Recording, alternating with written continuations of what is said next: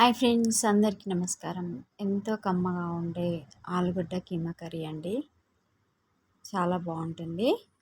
ముందుగా అయితే గిన్నె పెట్టేసి ఆయిల్ వేసి జీలకర్ర, ఉల్లిపాయలు వేయాలి. ఉల్లిపాయలు కాస్త వేగిన తర్వాత పచ్చిమిర్చి కూడా వేయాలి. పచ్చిమిర్చి ఉల్లిపాయలు కాస్త బ్రౌన్ కలర్ వచ్చే వరకు వేగిన తర్వాత క్లీన్ చేసి పెట్టుకున్న కీమాను కూడా వేసుకోవాలి.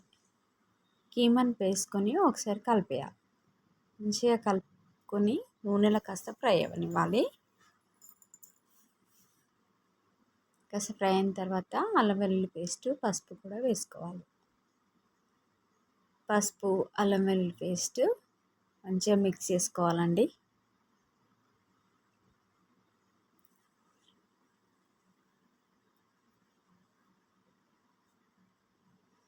ఇలా మంచిగా మిక్స్ చేసిన తర్వాత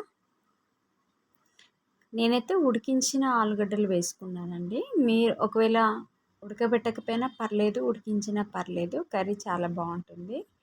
నేనైతే ఉడికించి పెట్టుకొని వేసుకున్నాను. పచ్చివి కూడా వేసుకోవచ్చు కట్ చేసి. ఇలా వేసుకొని కలిపేసుకొని ఆ తర్వాత చిన్న మెంతాకుల కట్టని కట్ చేసి వేసుకోవాలి. ఒకటే కట్ట వేసానండి నేను. ఆ తర్వాత టమాటాలను మిక్సీ పట్టి టమాటా గుజ్జుని మొత్తం కర్రీలో వేసేసుకోవాలి. వేసేసుకొని కాస్త పచ్చివాసన పోయేంత వరకు నూనెలో ఉడకనివ్వాలి. మూత పెట్టి ఉడికించుకోవాలి. ఆ తర్వాత మూత తీసి దాంట్లో మనం ఎంతైతే కొంచెం కారంగా తింటే కొంచెం ఎక్కువ కారం పొడి, లేకపోతే మామూలుగా నేనైతే 2 స్పూన్ల కారం పొడి వేసుకున్నానండి. అలాగే ధనియా జీరా పౌడర్, సాల్ట్, రుచికి సరిపడా సాల్ట్ వేసుకోవాలి.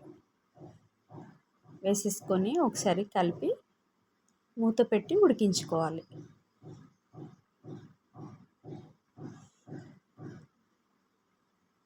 ఆ తర్వాత మూత తీసి పెరుగు వేయాలండి. పెరుగు అయితే చిన్న మంట మీద పెట్టుకొని వేయాలండి. పెరుగు వేసుకోవాలి. పెరుగును బాగా మిక్స్ చేసుకొని వేసుకోవాలి. ఆ తర్వాత పెరుగును కూడా మంచిగా కలిపేసి కొన్ని వాటర్ వేసుకోవాలండి. కర్రీకి సరిపడా వాటర్ వేసుకోవాలి.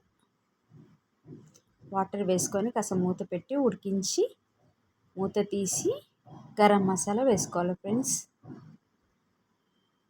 గరం మసాలా వేసుకొని ఒకసారి కలిపేసి దాంట్లో కొత్తిమీర వేయాలి. చాలా బాగుంటుంది ఫ్రెండ్స్. మీరు ఆలు కీమా ఎలా చేస్తారో కర్రీ నా కామెంట్ రూపంలో చెప్పండి. అలాగే ఒకవేళ మీకు నచ్చినట్లయితే like, share, subscribe my channel తప్పకుండా ఫ్రెండ్స్. Thank you friends.